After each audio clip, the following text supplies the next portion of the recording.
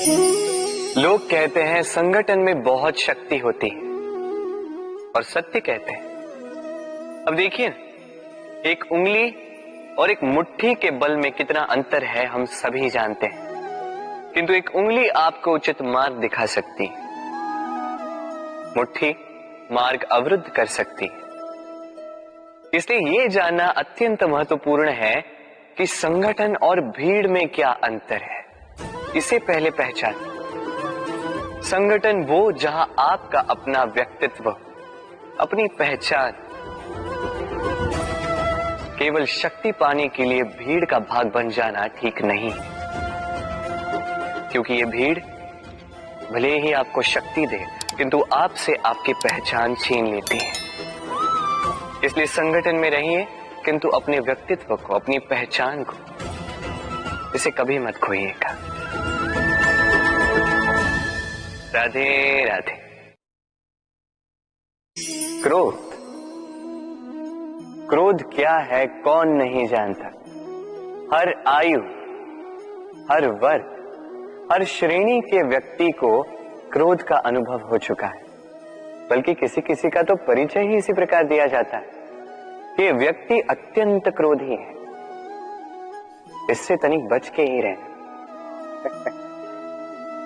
अब क्रोध क्या है हम सभी जानते हैं, किंतु ये क्रोध कर क्या सकता है ये बहुत कम लोग जानते हैं। क्रोध कुछ इस प्रकार है, किसी जलते हुए अंगारे को पकड़ना और किसी और की ओर फेंकना। अब इसके पीछे आपकी मंशा होती है सामने वाले को जलाने की, किंतु उससे पहले तो आपके स्वयं के हाथ जल जाते हैं। तो स्मरण रखिएगा, जब भी आप किसी और पर क्रोध करते हैं, सर्वप्रथम वो आपके विनाश का कारण बनता है। मैं कहता हूं, जब इस संसार में करने के लिए प्रेम है तो क्रोध करना ही क्यों। प्रेम कीजिए, यही प्रेम सब में बांटिए और इसी प्रेम के साथ कहेंगे राधे राधे। भय, ये भय सदैव मनुष्य के साथ ही रहता है। कुछ खो देने का भय, जो पा लिया उसे खो देने का भय। अब जिसके हम निकट हैं उसके दूर चले जाने का भय, जो हमारा है हमसे छिन जाने का भय। अब मनुष्य सारा जीवन व्यतीत कर देता है इस भय की छाया में। किंतु क्या कभी आपने ये सोचा है कि ये भय हमें क्यों लगता है? ये भय हमें इसलिए लगता है क्योंकि हम उस व्यक्ति, उस भाव, उस वस्तु को स्वयं से समेट कर रखते हैं। हम स्वयं उसे इतनी शक्ति दे देते हैं कि वो जब चाहे तब हमें छोड़कर जा सकता है, हमें कष्ट पहुंचा सकता है। किंतु यदि हम उस भाव, उस व्यक्ति, उस वस्तु से निर्लिप्त रहें, उसके आकर्षण से हम मुक्त हो जाएं, तो ना ही वो हमें छोड़कर जा सकता है, ना ही हमें कष्ट पहुंचा सकता है। इसलिए स्वतंत्र रहिएगा और सबको स्वतंत्र रखिएगा, प्रेम को भी। राधे राधे। अस्तो मां सद्गमय, तमसो मां ज्योतिर्गमय, मृत्युर्मां मृतम गमय। कभी आपने सोचा है, काला रंग ना होता तो क्या श्वेत रंग आपको भाता? रात्रि का अंधकार ना होता तो सूर्य प्रकाश का अर्थ हमें समझ आता? ये थकान ना होती तो क्या विश्राम का अर्थ हम समझ पाते? ये भूख ना होती तो क्या इन स्वादिष्ट व्यंजनों का अर्थ हम समझ पाते? क्या इन सब का आनंद हम ले पाते? स्मरण रखिएगा, इस संसार में कोई भी भाव या वस्तु बुरी नहीं है। यदि आप मानते हैं कि बुरी है तो किसी कारण से ये बुराई आवश्यक है, अन्यथा ईश्वर इसे हमारे संसार में रखते ही। इस बुराई का उद्देश्य है हमें अच्छाई का आभास करवाना, ताकि हम अच्छाई में अपना लक्ष्य साध सकें। इसलिए बुरों से कभी घृणा मत कीजिएगा। ये तो केवल भलाई की आवश्यकता के जनक है, उन्हें भले में परिवर्तित कीजिए। असत्य से सत्य की ओर ले जाए, अंधकार से प्रकाश की ओर ले जाए, मृत्यु से अमरत्व की ओर ले जाइए, किंतु प्रेम के पथ से। राधे राधे। अक्सर हमारे पास एक बहाना होता है, एक खींच होती है कि संसार में हम करें तो क्या करें, जो हम करना चाहते हैं वो पहले ही कोई कर चुका है, हमारे पास तो कुछ करने के लिए ही नहीं है। यदि आपको उदाहरण दूं तो इन पूजा की थालियों को देखिए, पहले से ही सब कुछ सज्ज करके रख दिया गया है। अब ऐसे में हम सोचते हैं कि करना क्या शेष है, सब कुछ तो पहले ही हो चुका है। अब यहाँ पे समस्या कर्तव्य में नहीं है, यहाँ समस्या हमारी सोच में है। हम ये सोचने में समय व्यतीत करते हैं कि क्या हो चुका है। हमें ये सोचना चाहिए कि क्या करना अब भी शेष है जिसमें हम अपना योगदान दे सकते हैं।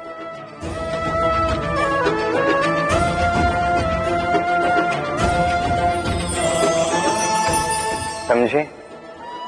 संसार में ऐसा कोई कार्य नहीं जो पूरा हो। आप सदैव उसे आगे बढ़ाने के लिए प्रयास कर सकते हैं, आप उस कार्य को और श्रेष्ठ बना सकते हैं। बस आवश्यकता है तो सकारात्मकता की। राधे राधे।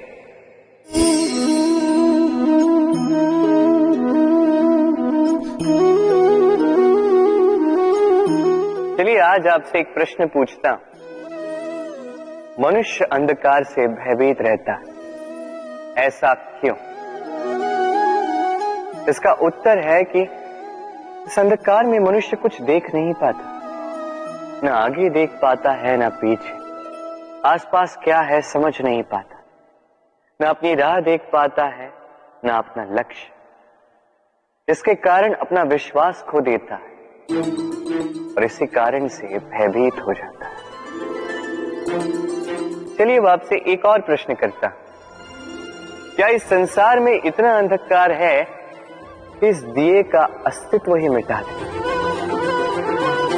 नहीं, उल्टा ये दिया अंधकार को चुनौती देता है, स्वयं जलकर संसार को प्रकाश देता है। ये छोटा सा दिया, अब जब ये छोटा सा दिया अंधकार से भयभीत नहीं होता, तो भला आप क्यों असफलता से भयभीत होते हैं? आपके भीतर एक अमर आत्मा है, बस आवश्यकता है तो उस आत्मा को जगाने की।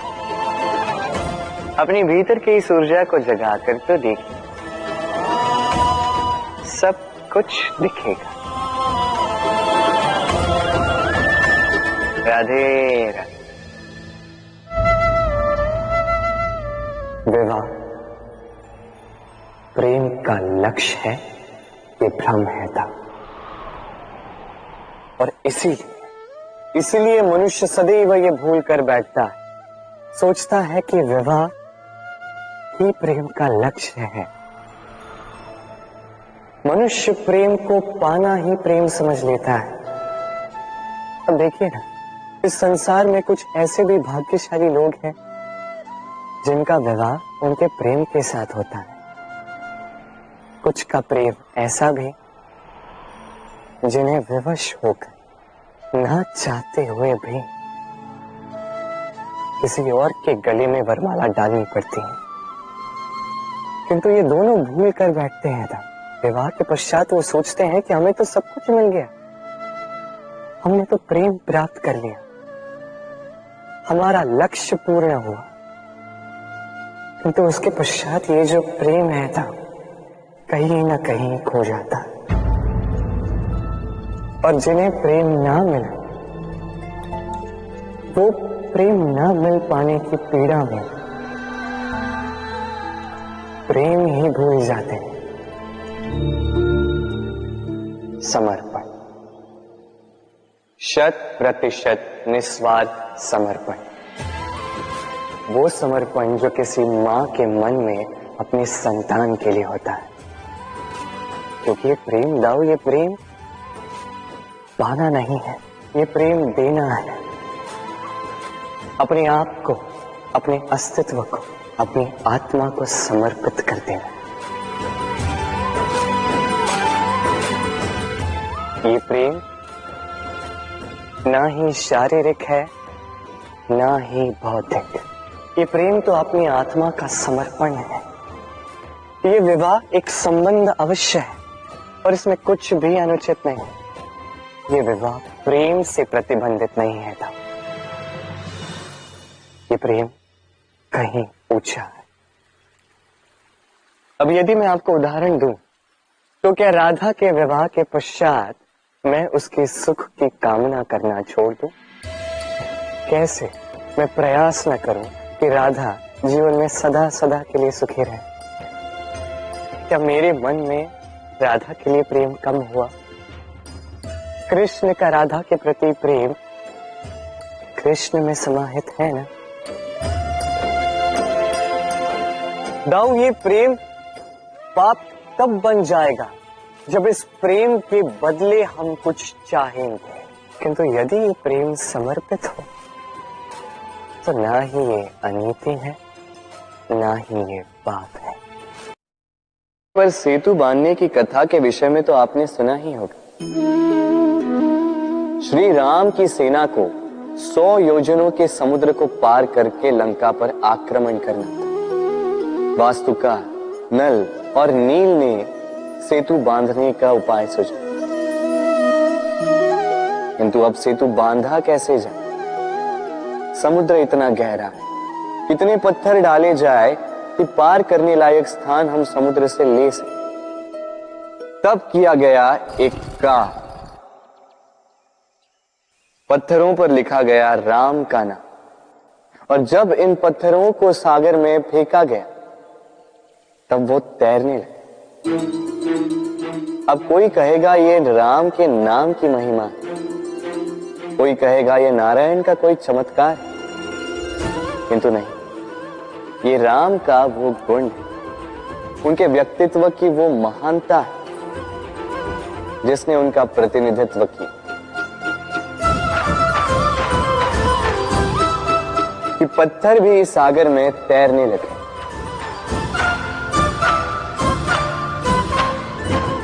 उसी प्रकार जहां हम नहीं होते वहां हमारे गुण हमारा प्रतिनिधित्व करते हैं।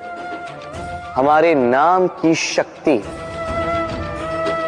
हम स्वयं बनाते हैं, अपने कर्मों से, अपने गुणों से। अब चयन आपका है। आपके नाम के सहारे कोई विपदा से बाहर निकल आता है या आपके अपयश के दुष्कर्मों से कोई डूब जाता है। अच्छे से चयन कीजिए। राधे राधे। कभी किसी पंछी को देखा है? जब उसे अंडे देने होते हैं तो वो सर्वप्रथम एक स्थान खोजता है, एक स्थान जो वर्षा, धूप, शत्रुओं से सुरक्षित हो। फिर वो अपना घोंसला बनाता है, फिर अंडे देता है, और फिर जब उन अंडों से नन्ही संतानें निकल आती तो उन्हें भोजन देता, उनकी सुरक्षा करता। परंतु जब उनके पंख निकल आए तो ना उन्हें भोजन देती है, ना ही उन्हें घोंसला बनाना सिखाती। उड़ने की कला सिखाती है बस। फिर वो नन्ही संतानें उड़ने की कला सीखकर स्वयं अपना भोजन लाना सीख जाती है, स्वयं घोंसला बनाना सीख जाती। और हम मनुष्य क्या करते हैं? संतान के बड़े होने के पश्चात भी उनकी चिंता में सूखते हैं, प्रयास करते हैं कि उनके लिए घर बना सके, अपनी संतान को और भी शक्तिशाली बनाने के स्थान पर पंगु कर जाते हैं। जीवन में वही कीजिए जो एक पंछी करता है। अपनी संतान को उड़ने की कला सिखाई, संस्कार दीजिए, और एक समय के पश्चात उसे स्वयं अपना आकाश चुनने को मुक्त कर दीजिए। राधे राधे।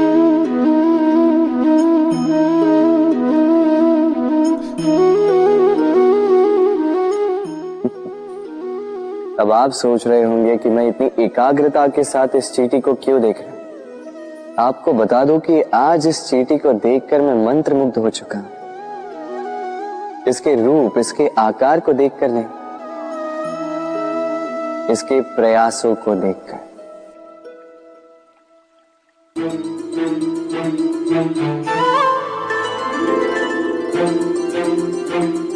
आप जानते हैं, अनगिनत प्रयासों के पश्चात चींटी अपना एक छोटा सा घर बना पाती है, जो अन्य जंतुओं के लिए सरल सी बात है।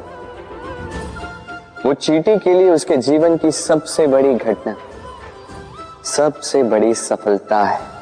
भविष्य में चींटी रहे न रहे, इनके बनाए हुए घर वर्षों पश्चात तक टिके रहते हैं। जीवन में सफलता के साथ भी ऐसा ही होता है। आपको एक दिन में सफलता नहीं मिलती, किंतु यदि आप प्रतिदिन प्रयास करते रहे तो एक दिन आपको सफलता अवश्य मिलेगी। स्मरण रखिएगा, भाग्य के द्वार उनके लिए नहीं खुलते जो हार मान लेते हैं। भाग्य उनका स्वागत करता जो उठकर उनके द्वार खटखटाने का प्रयास करते। तो प्रयास करते रहे, सफलता एक न एक दिन आपके पास आएगी। राधे राधे। क्या प्रेम में विवाह करना अनिवार्य है? तुम्हें क्या लगता है? बात बुराई की नहीं है राधा, बात है बंधन और जुड़ाव की।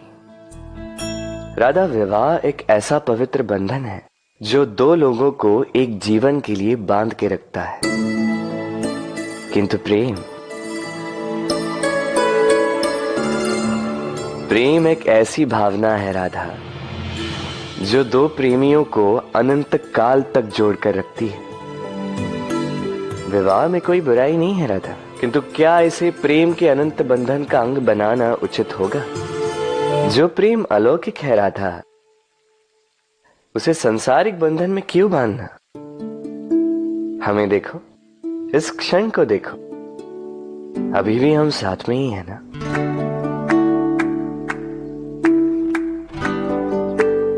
प्रेम भी यही सिखाता है राधा कि दो लोग, दो प्रेमी पूरे अस्तित्व के साथ हर क्षण एक दूसरे के संग बिताएं, बिना भविष्य की चिंता किए और इन आशाओं और आकांक्षाओं के खेल से परे होकर एक दूसरे को समझें। ये तो समय ही बताएगा ना राधा कि हम एक दूसरे के विकार, गुण, अवगुण जानते हैं या अब भी कुछ जानना शेष है। ये ताला देख रहे हैं आप? ये ताला प्रहार से भी खोला जा सकता है, प्यार से भी खोला जा सकता है। अर्थात इस ताले को आप इस चाबी से भी खोल सकते हैं, इस हथौड़े से भी खोला जा सकता है, किंतु खुलने में अंतर होगा। यदि आप इस ताले को प्रहार से खोलोगे तो ये पुनः काम नहीं आएगा, किंतु यदि आप इसे चाबी से खोलोगे तो ये सदा काम आएगा। हमारे जीवन में संबंध भी कुछ इसी प्रकार होते हैं। हमारे जीवन के आनंद रूपी धन की रक्षा करते हैं, किंतु प्रेम से। यदि क्रोध से किया जाए तो फिर वो किसी काम के नहीं रहते। इसलिए उन्हें सदा प्रेम की चाबी से खोलिएगा, क्योंकि हर बार नया ताला ला सकते हैं आप, नए संबंध नहीं ला पाएंगे। राधे राधे।